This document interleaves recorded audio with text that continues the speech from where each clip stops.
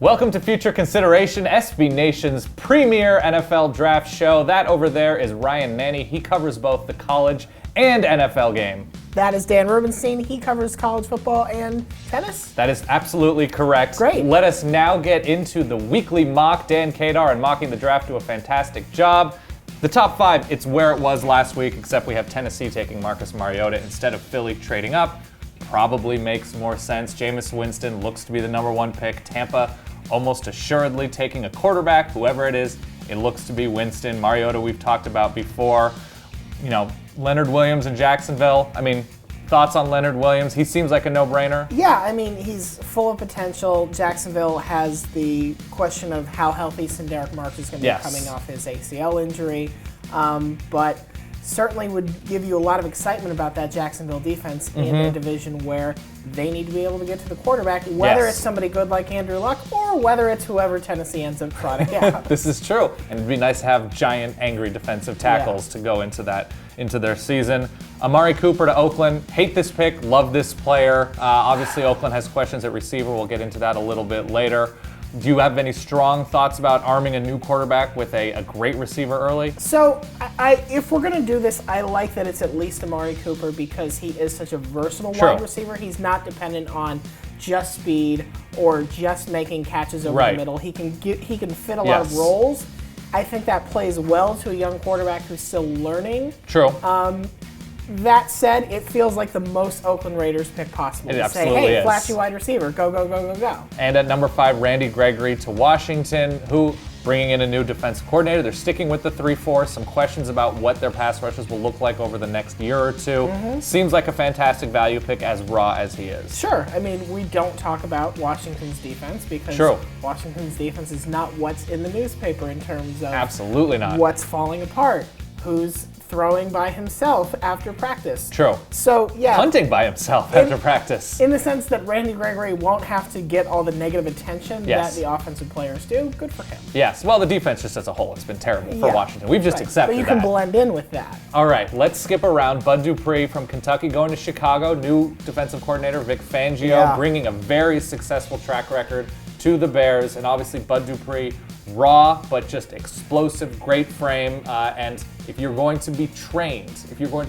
from a raw defensive player in college to a skilled, excellent one at the pro level, it seems like Vic Fangio and his staff would be the way to go. And Chicago absolutely needs an infusion on defense. Absolutely. Mark Trestman came in and everybody just sort of assumed, well, it's the Chicago defense. They'll be reliable. He'll get the offense going. Right. 2 years later, the defense is a disaster on almost every level. And just can't afford to be. So I think they have to go with a defensive talent. The move that makes the most sense, just get talent. Just get young guys that will plug in and will get there. Yep. At 21, Jordan Phillips to Cincinnati. A bit of a strange pick because Cincinnati runs a 4-3 and Jordan Phillips projects as a 3-4 nose, but certainly has the athleticism and size to dominate.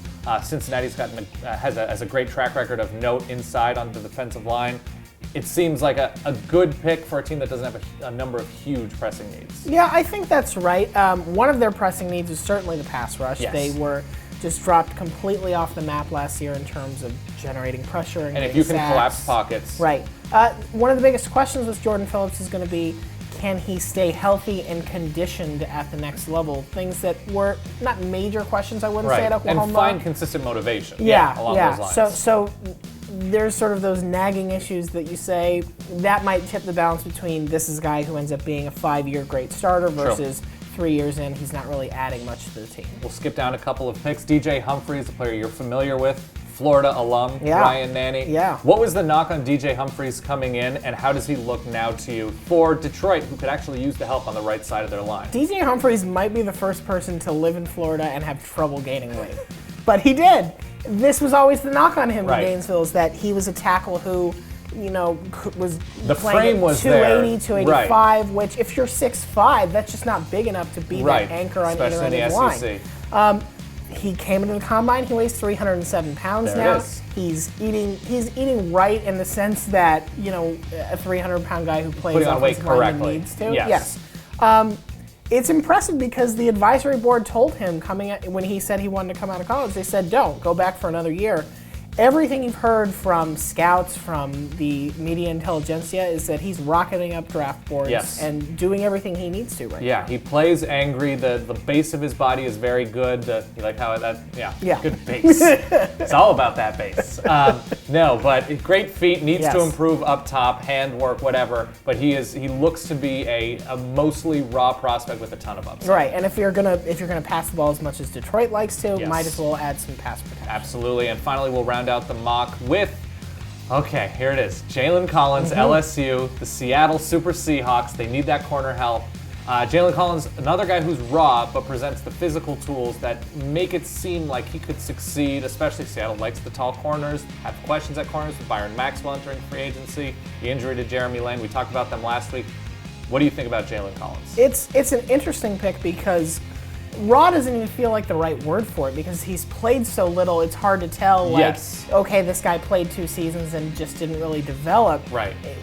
The reps he's had have been so limited, but Seattle feels like a good place where he could go and not get thrown in the deep end right away, would learn from some of the best cornerbacks in the game already, and if he can play up to his physical potential, this would be a really good way for Seattle to keep the transition going and not just say, hey, we were a great defense, we still are a great defense. Especially interesting if they also go after a corner in free agency. All right, that is this week's Mocking the Draft mock draft. Tell us where you agree, where you disagree, what you hope your team does in the first round. We'll see you next week.